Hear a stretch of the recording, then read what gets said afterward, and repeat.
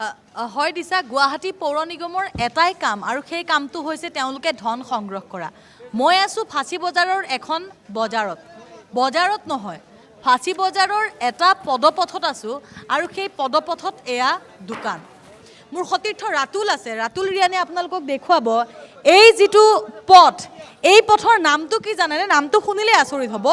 এই পথৰ নামটো হৈছে তামোল পথ অৰ্থাৎ তামোল গলি অৰিজিনেল বা প্ৰকৃত যিটো পথৰ নাম সেই পথৰ নামটো পাহৰি গ'ল এই গোটেই পথছোৱা যদি চাই ৰাজপথ ৰাস্তা ক'ত আছে সেইবোৰ নাই পদপথ আপুনি বাদ দিয়ক পদপথ চাওক পদপথ ক'ত আছে কিন্তু ৰাস্তাত গোটেই তেওঁলোকৰ গোটেই পথছোৱা বজাৰ কিন্তু এই বজাৰক আপুনি অবৈধ বুলি ক'ব নোৱাৰে এই বজাৰক অবৈধ বুলি ক'ব নোৱাৰাৰ এটাই কাৰণ হৈছে এই বজাৰসমূহত তেওঁলোকে যে ইয়াতে দোকান দিছে বজাৰ দিছে ইয়াৰ বিনিময়ত তেওঁলোকে কিন্তু জিএমচি বা গুৱাহাটী পৌৰ নিগমক তেওঁলোকে ধন দি আছে দৈনিক তেওঁলোকে ইয়াৰ পৰা 50 টকাকৈ দৈনিক জিএমচি অৰ্থাৎ গুৱাহাটী পৌৰ নিগমক দিয়ে গতিকে তেওঁলোকে ধন দিছে ধন দিয়াৰ বিনিময়ত তেওঁলোকে পদপথ নহয় ৰাজপথ তেওঁলোকে দখল কৰি বহিছে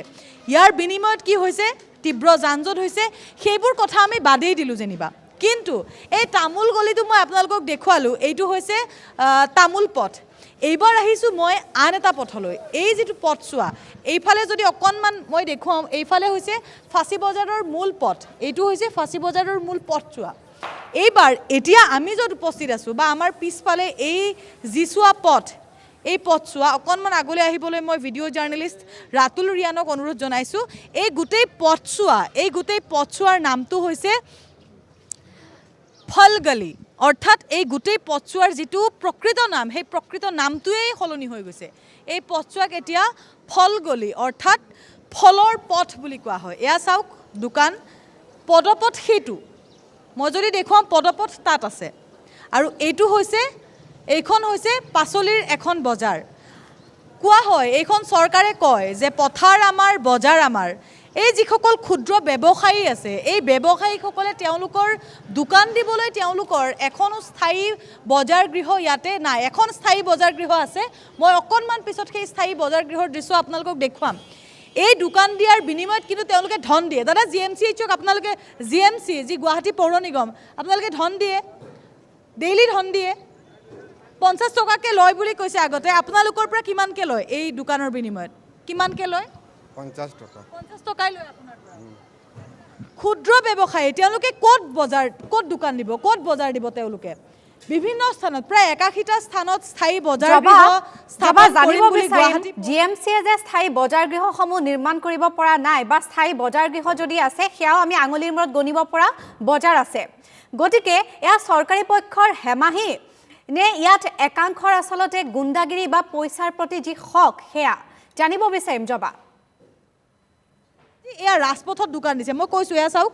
এয়া অবৈধ নহয় কাৰণ এই দোকান দিয়াৰ বিনিময়ত এই বজাৰৰ বিনিময়ত তেওঁলোকে কিন্তু গুৱাহাটী পৌৰ নিগমক ধন দি আছে এইবাৰ মই আকৌ অকণমান ভিতৰলৈ যাবলৈ যত্ন কৰিম এটা দৃশ্য মই দেখুৱাম সেই দৃশ্যটো হৈছে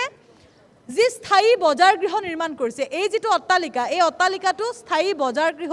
গুৱাহাটী পৌৰ নিগমে নিৰ্মাণ কৰি দিছে গুৱাহাটী পৌৰ নিগমে নিৰ্মাণ কৰি দিয়া সুবিশাল বজাৰ গৃহটোৰ সন্মুখতে এনেধৰণে ব্যৱসায় চলিছে ৰাজপথত